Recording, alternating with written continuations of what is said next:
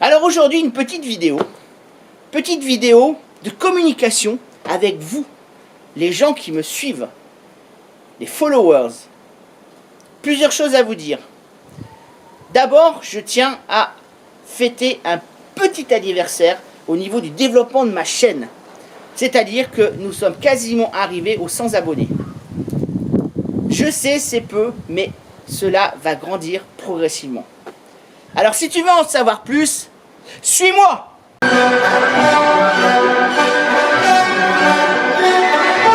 Salutations, je suis Baillant Taillefer, historien médiéviste de l'Antiquité, du XXe siècle, forgeron médiéviste, et je suis ici dans la forge du château de Castelroc. Château de Castelroc qui est un projet de restauration patrimoniale et un projet social grandiose, qui n'a que 4 ans, mais qui est appelé à avoir des développements extraordinaires. J'en reparlerai, et je ferai des vidéos pour montrer ce qui se passe dans ce château à Castelroc. Alors tout d'abord, un grand merci à vous qui vous êtes abonnés à ma chaîne, qui me suivez et qui me laissez des commentaires. Je vous le rappelle, je veux faire des choses interactives. C'est-à-dire qu'il n'est pas dans mon propos de vous asséner des connaissances, de vous parler d'histoire comme un prof du secondaire. Ce n'est pas mon propos. J'ai envie qu'il y ait un dialogue entre nous. J'ai envie que des questions soient posées, que des réponses soient apportées, autant que faire se peut. J'ai toujours pensé que les connaissances se devaient d'être exploitées et d'être partagées. C'est l'un des rares domaines de l'humanité où l'on s'enrichit en donnant aux autres. Évidemment, j'ai la chance d'avoir une très bonne mémoire, d'être allé dans pas mal d'endroits, des châteaux, des musées, et d'avoir une très belle bibliothèque, d'avoir rassemblé un fonds de documentation et de livres assez exceptionnels sur les périodes qui m'intéressent. Mais si je conserve toutes ces connaissances pour moi, quel en est l'intérêt? Ces connaissances partiront avec moi un jour ou l'autre. Tandis que si je les partage, il y aura une chaîne de transmission du savoir. Alors évidemment, je ne suis pas un très grand historien. J'en connais de bien meilleurs que moi. Et d'ailleurs très proches d'ici. Néanmoins, j'ai une certaine vision de l'histoire et je peux apporter certaines choses dont je pense que vous êtes demandeurs. Sinon, vous ne seriez pas là. Alors, je vous salue et je vous remercie vraiment pour le fait de vous être abonné à une toute petite chaîne qui démarre. Mais comme l'on dit dans un grand film de Ridley Scott qui s'appelle Prometheus, les grandes choses ont un petit commencement. Comme vous le savez, ma chaîne a débuté il y a environ 1 an.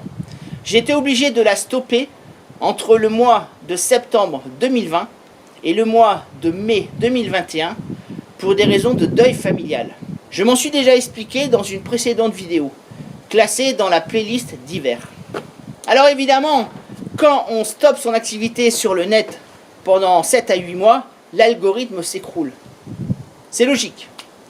Et donc il faut refaire ses preuves auprès de la communauté YouTube et auprès de ses algorithmes. Alors il faut retravailler, il faut que la communauté YouTube reprenne confiance en la personne que je suis et que l'algorithme refasse son travail d'évaluation de mon potentiel et de mes possibilités. L'algorithme de YouTube se base essentiellement sur le nombre de commentaires que vous allez laisser sur ma chaîne, sur les pouces bleus, sur les j'aime, sur le taux de rétention, c'est-à-dire pendant combien de temps êtes-vous accroché à ma vidéo, au bout de combien de temps vais-je vous fatiguer et allez-vous partir pour voir une autre vidéo, et également l'algorithme s'attache à la régularité.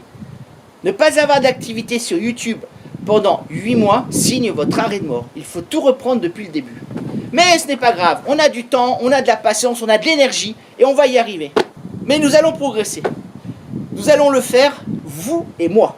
N'hésitez surtout pas à me proposer des sujets que vous aimeriez voir traités. Des sujets que l'on ne traite peut-être pas sur d'autres chaînes historiques. Dans un proche avenir, je vais développer de nouvelles playlists. Il y en aura une en langue anglaise. Comme ça, vous pourrez comparer mes connaissances respectives en anglais et en histoire. Vous verrez que les secondes sont meilleures que les premières. J'avais pensé à faire une playlist en ch'ti, mais ça me paraît un petit peu compliqué. Ah, Bilout! Enfin, autre chose. Une nouveauté.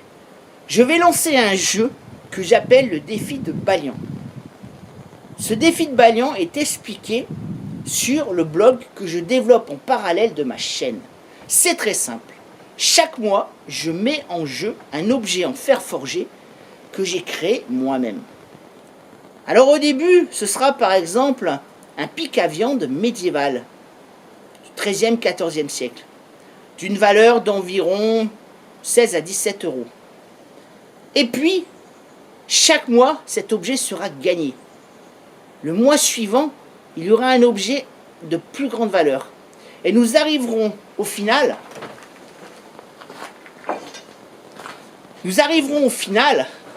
à des objets tels que ceci. Une épée médiévale, par exemple, des boucliers, des armes d'ast. Alors, comment gagner ce type d'objet? C'est très simple. Pendant un mois, durant une dizaine de vidéos, je vais choisir 6 ou 7 vidéos dans lesquelles je vais vous laisser un indice qui vous conduira au nom d'un film. Ce pourra être des petites phrases, telles que par exemple celle que je viens de vous dire précédemment, les grandes choses ont un petit commencement. Prométhéeus. Le premier qui donne la réponse a gagné l'objet. En fera foi le commentaire qu'il laissera en bas de page et évidemment l'heure et le jour.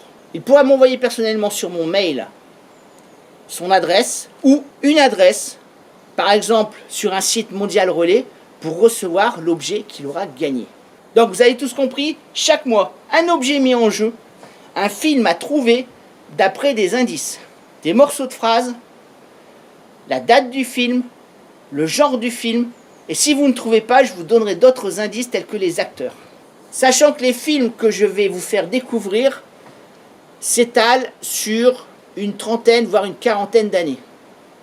Grosso modo, ils ont tous été tournés dans les années 90-2000. Je ne vais pas vous chercher des Laurel et Hardy et des Charlie Chaplin des années 1920. Rassurez-vous. Petit détail concret. Il vous faudra, en plus du nom du film, m'amener un nouvel abonné. Par exemple, pour un pic à viande, une fourchette ou un couteau pour manger, je vous demanderai d'abonner un de vos camarades. Mais évidemment, si je vous fais un couteau médiéval un peu plus important, d'une valeur de 100 euros par exemple, ce sera par exemple 2 ou 3 abonnés, et ainsi de suite. Si on arrive à des pièces d'armure telles que des hommes ou des bassinets, là il vous en faudra plus. Mais je vous indiquerai à chaque fois de combien d'abonnés j'ai besoin pour que vous ayez gagné ce prix. Encore une chose, l'indice que je vais vous donner lors de la vidéo pourra se trouver à n'importe quel moment de la vidéo. Je vous indiquerai simplement que nous sommes dans le défi de Balian et je vous donnerai l'indice. Voilà, j'espère que tout est clair pour tout le monde. Enfin voilà, j'en ai terminé avec ce que je voulais vous dire. Je vous remercie tous pour votre attention. N'hésitez pas à m'aider à faire grandir la chaîne. Surtout faites très attention à vous. Prenez soin de vous. Soyez fiers de vous. Aimez ce que vous faites. Ayez confiance en l'avenir. Et comme je le dis souvent, l'histoire, c'est toi qui l'as fait.